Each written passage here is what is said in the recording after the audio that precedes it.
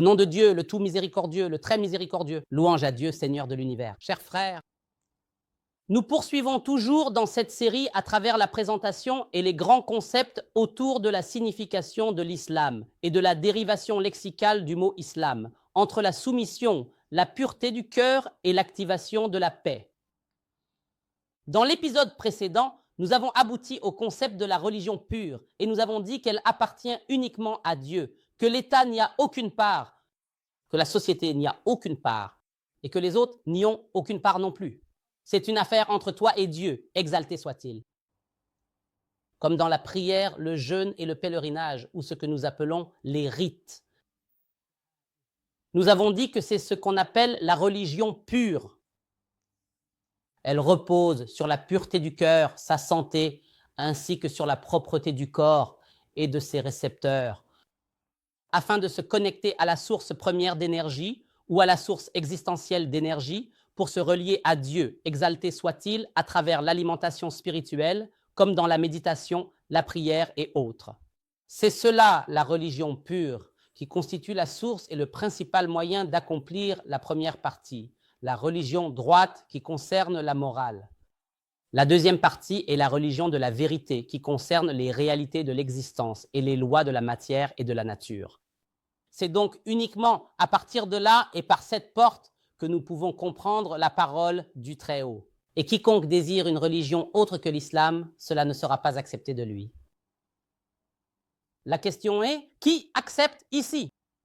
Le verset n'a pas dit « Et quiconque désire une religion autre que l'islam, Dieu ne l'acceptera pas de lui ». Ici, l'acceptation avec « il accepte » est à la voix passive. Or, Dieu, exalté soit-il, n'est pas inconnu. Et quiconque désire une religion autre que l'islam, cela ne sera pas accepté de lui. Tu ne peux comprendre ce verset qu'en déconstruisant le concept d'islam à travers la religion pure, la religion de la vérité et la religion droite. Ainsi, quiconque désire autre que l'islam, ces trois configurations sont toutes une religion. C'est-à-dire, quiconque adopte un système ou un ordre autre que le système islamique que Dieu, exalté soit-il, a agréé pour toute l'existence, cela ne sera pas accepté de lui. Autrement dit, le système te rejettera. Le système tout entier te mettra dehors. Qu'Allah vous protège. La société te rejettera dehors. Les lois de la nature ne te feront pas de cadeaux. Ton corps sera malheureux et rempli d'énergie négative. Alors, comment voyons-nous cela? Si une personne perd sa morale et ses valeurs dans la société, elle devient un criminel dépravé. La société ne t'acceptera pas, elle te rejettera. Personne ne te ramènera à la maison et personne ne voudra être ton voisin. Tu ne trouveras aucune opportunité d'emploi. Personne ne voudra être ton ami. Personne ne voudra traiter avec toi. Et personne ne te prêtera jamais d'argent. Pourquoi la société te rejette-t-elle? Parce que tu as perdu la religion vertueuse et par conséquent, tu seras soumis aux sanctions du système étatique. Prison, amende et travaux forcés. Et il pourrait même te tuer si tu as tué quelqu'un. Alors, la société t'a-t-elle rejeté ou non? Tu as perdu la religion vertueuse et la morale. La société t'a rejeté, l'État t'a rejeté, tu seras emprisonné. Eh bien, si tu perds la religion de la vérité liée aux réalités de l'existence et aux lois de la nature, le système de la nature te rejettera. Les lois s'opposeront à toi. C'est-à-dire que tu ne veux pas apprendre les lois de la matière et de la nature par la science. Tu veux t'enfermer dans ton ignorance, tu ne veux absolument rien savoir sur comment les choses fonctionnent ou avancent. Toutes les lois de la nature seront contre toi. Toutes les lois de la nature seront contre toi. Et par conséquent, la vie deviendra difficile pour toi. Tu ne pourras rien y faire. Où que tu ailles, tu te retrouveras sans rien savoir. Tu ne pourras pas interagir avec les choses. Et ainsi, le système de l'univers te rejettera ici, car les lois seront contre toi. Et à l'inverse, si tu es dépourvu de la vraie foi, tu vivras dans un vide physique et spirituel, tu deviendras une machine et tu perdras le sens et le but de ta vie. Et cela, chez les Occidentaux, ces Occidentaux-là, ils excellent dans la religion de la vérité et sont aussi très forts dans la religion des valeurs. Les valeurs morales ou la loi qui régit les valeurs. Ces gens-là ont mieux réussi que nous et leurs mœurs sont meilleures que les nôtres. Ils ne trichent pas, ils ne mentent pas, même les chrétiens, absolument.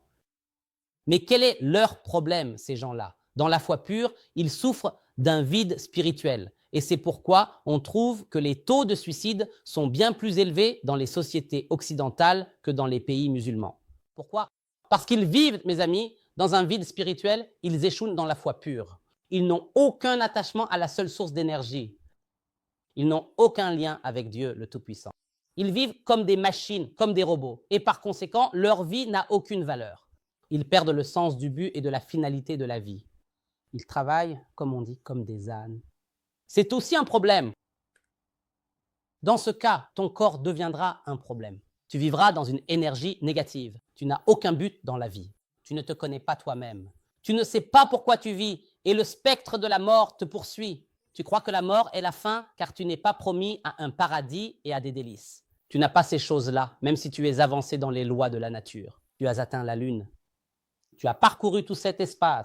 Et dans les valeurs, tu as établi un système légal pour les valeurs et la morale. Il n'y a personne. Tout est réglé, mais tu vis. J'ai perdu mon âme. Cela veut dire que ton esprit est fatigué.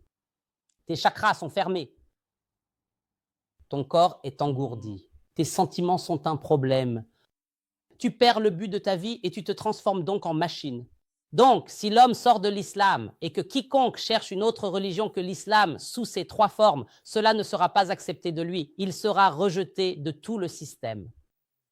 C'est par cette perspective que nous pouvons comprendre ce verset.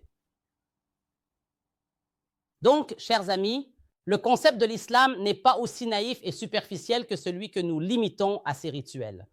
Malheureusement, nous les appelons les piliers de l'islam. Mais mes amis, ce sont seulement les piliers de la religion pure, la prière, la zakat, le jeûne et le pèlerinage. Ce sont les piliers d'une seule section. De quoi?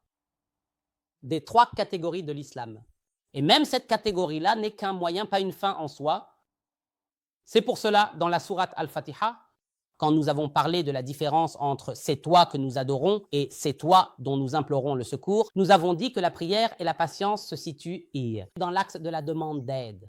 Chercher de l'aide pour l'adoration, ce sont les moyens dont parle la parole de Dieu, et chercher secours dans la patience et la prière.